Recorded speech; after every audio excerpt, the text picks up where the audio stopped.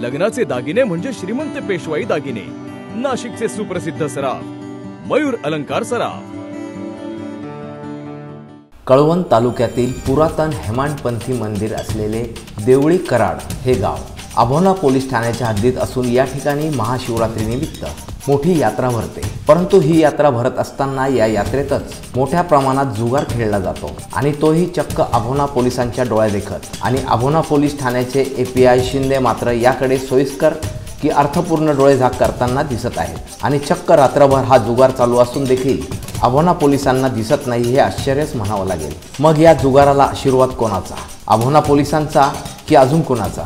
राजरोज जुगार सुरू असून देखील यावर कारवाई होत नाही, म्हणजेच कुठेतरी पाणी मुरते असा संशय घ्यायला वाव नक्कीच आहे।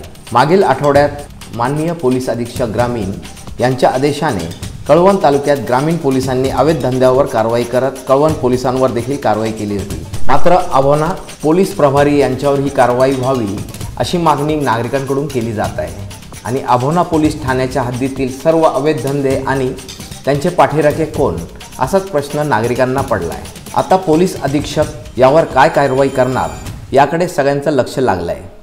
जितेंद्र इंगळे, मी नाशिककर न्यूज, अभोना।